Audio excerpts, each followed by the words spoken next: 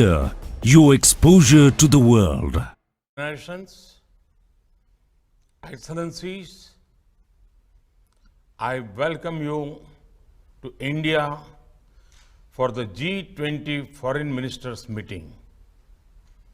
India has selected the theme of One Earth, One Family, One Future for its G20 presidency.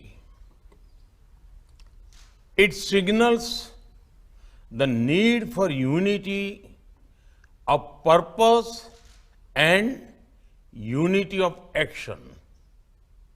I hope that your meeting today will reflect the spirit of coming together for achieving common and concrete objectives.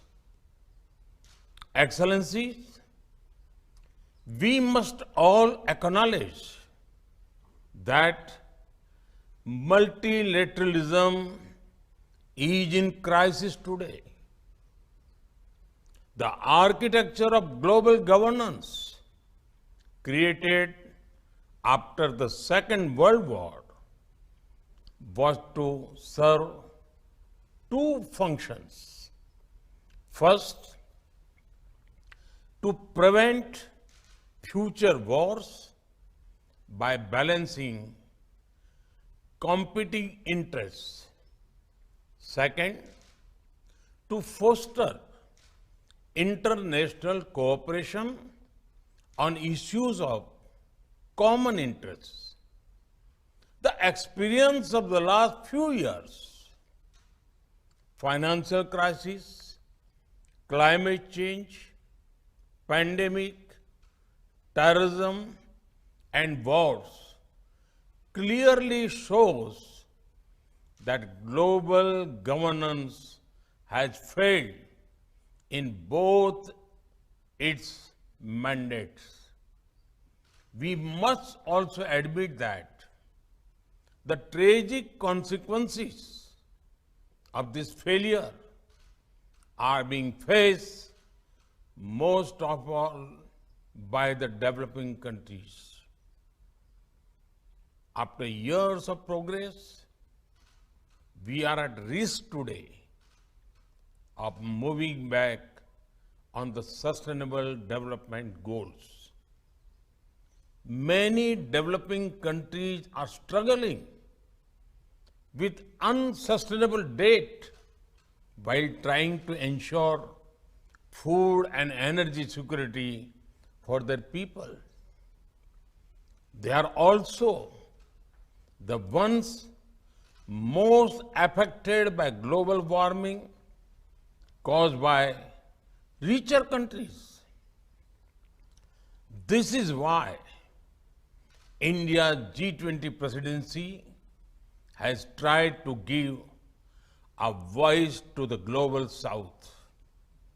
No group can claim global leadership without listening to those most affected by its decisions. Excellencies, you are meeting at a time of deep global divisions. As Foreign Minister, it is but natural that your discussions are affected by the geopolitical tensions of the day. We all have our positions and our perspectives on how this tension should be resolved. However, as the leading economies of the world, we also have a responsibility toward those who are not in this room.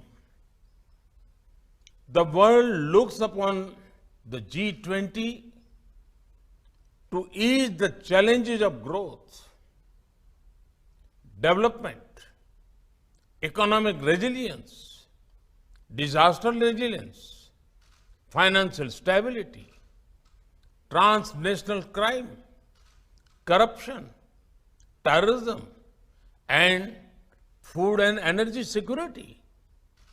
In all these areas, the G20 has capacity to build consensus and deliver concrete results.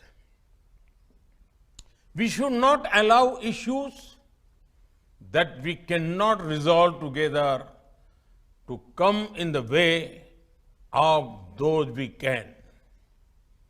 As you meet in the land of Gandhi and the Buddha, I pray that you will draw inspiration from India's civilizational ethos to focus not on what divides us, but on what unites us.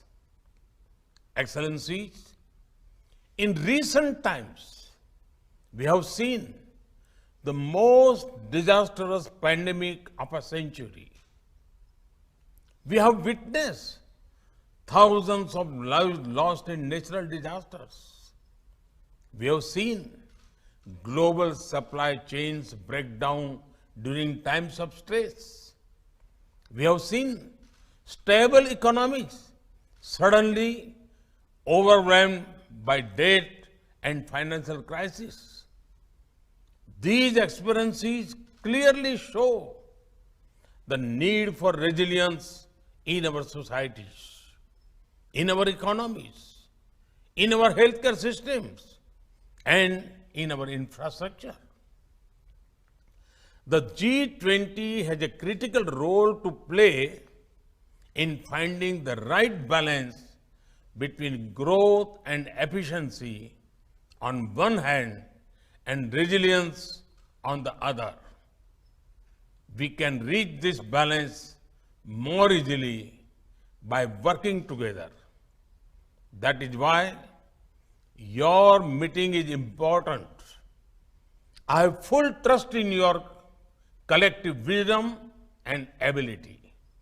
I am sure that today's meeting will be ambitious, inclusive, action-oriented, and will rise above differences. I thank you and wish you all the best for a productive meeting.